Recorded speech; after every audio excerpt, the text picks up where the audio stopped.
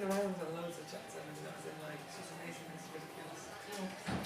Yes, it's things are very great. Hello. I got a bone to pick with you. Stop! I got a bone. Let me do some intros. Know when you're recording. We'll speak out. You're beautiful. I love you. Love you. Okay, thank you everybody. Apologies that we're slightly late. We are joined here with Kate Zackary and Sione Fukofuka from USA. If you have any questions, please raise your hand and we'll get to as many of you as possible. If you can wait for one of our lovely volunteers to hand you a mic before you speak, and if you could let us know your name and who you're writing for, that would be appreciated. So where should we start? That was quick. If you'd like to go here. Hi, Tara Flanagan, Golf Rugby Reports. Captain Kate, hello. A couple of questions. First, when you circled up at the end of some of the tries England scored on you, as a skipper, I'm wondering, as captain, what are you saying to your squad? First off, thank you for being here, you legend of the game.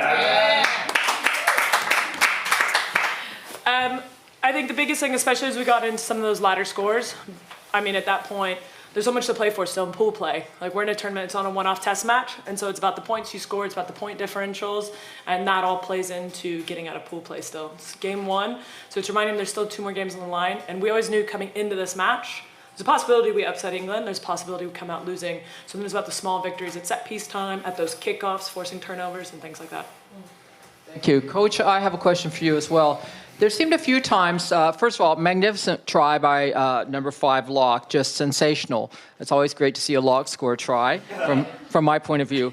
And there seemed a few opportunities in the first half when USA kicked for touch, when they might have gone for points on penalty. And I'm wondering if that was part of a strategy, to just push it forward and see what you could do with that, or go for the sure points. And if you might respond. Yeah, like we speak about it before the game. Before I move on though, Erica Giral was outstanding tonight. Obviously scoring the try, but playing through the full 80 minutes and a couple of line breaks there. But as a obviously leadership group, we spoke about opportunities. So I'm happy to back the captain, and she felt we needed to go for points.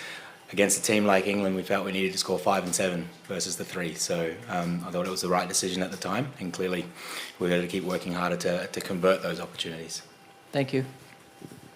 Any further hands, please, at the front here? I don't think she gets to ask questions. I do get to ask questions. Hold on, I had to turn my phone on. There we go. Kia ora koutou. My name is Alice, and I'm writing for the Herald on Sunday from New Zealand. I saw you in New Zealand not that long ago, that last match, not a great one.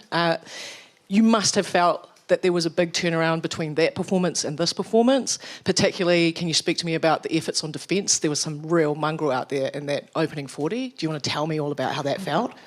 Yeah, look, our defence coach, Shaba, is also one of our former Eagles, and what she brings to the game is just a level of intensity and expectation. And the beauty is all 3 of our coaches are driving high standards, and she's very clear and concise in her messages. And part of it was we go after those doubles.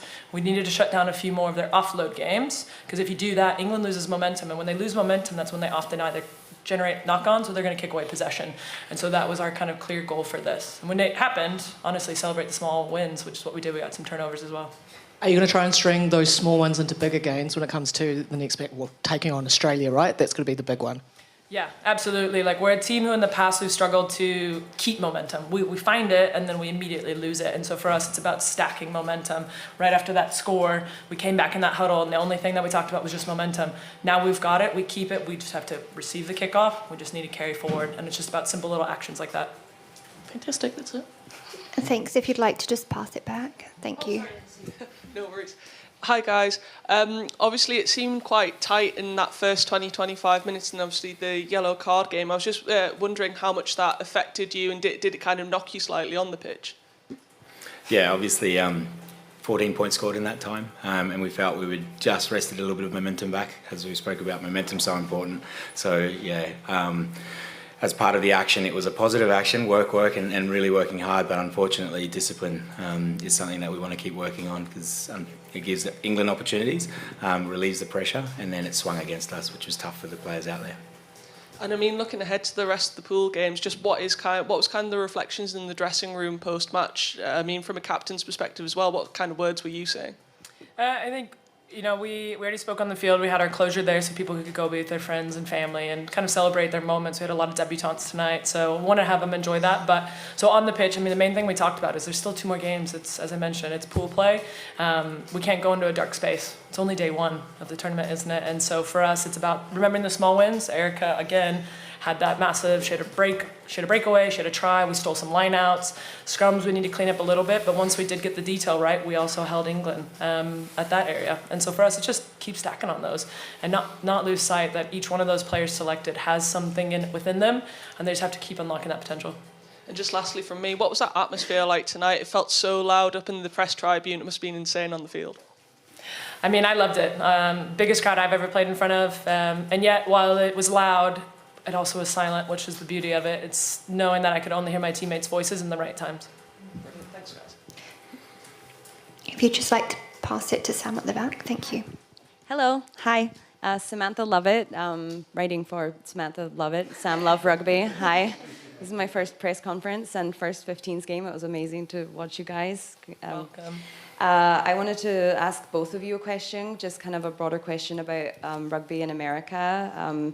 When you see, record-breaking crowds like this and all the Americans traveling to support you, how do you feel that reflects on the growing momentum for rugby in the US? And what do you think that means as we look ahead to hosting 2031 and 2033 as both a coach and a captain? Yeah, so as coach, I've only been around for about just under 2 years, Yeah. and in that time, back in the States, we had 10,500 at KC, we had 15,000 at Washington. So momentum is building. To have so many in the crowd come over here and join the 42,000 for the World Cup is outstanding. So there is a really strong community of rugby in the US that is waiting for the product to explode, and we obviously want to try and make sure that we're part of that changing of the game over there and provide them with something to see that's over here. In particular, I had a message right before this game from one of our old physios whose father coaches a rugby team, one of the few rugby teams in Kansas City. And as you may recall, we played Canada in there. We had a massive crowd. Every other person I spoke to was their first rugby game. So 50% of that crowd had never seen a rugby game before. But since that game, I received a message from her, and there's been 2 more teams that have popped up in and around Kansas City, which traditionally in the Midwest where I grew up, there wasn't rugby. I've never heard of the sport till I was like 20, obviously, so now I'm an old lady still trying to play. But what's cool is in that part of the country, it's still growing. It's a sport that's still evolving, and so for us, the future is very bright. That even in a small area like that, where you're fighting and competing against soccer and American football and other sports, that rugby has a chance. Thank you. Thank you at the front, Nick Heath. You've done the intro for me. Thank you, Emma. Nick Heath reporting for whoever will have me.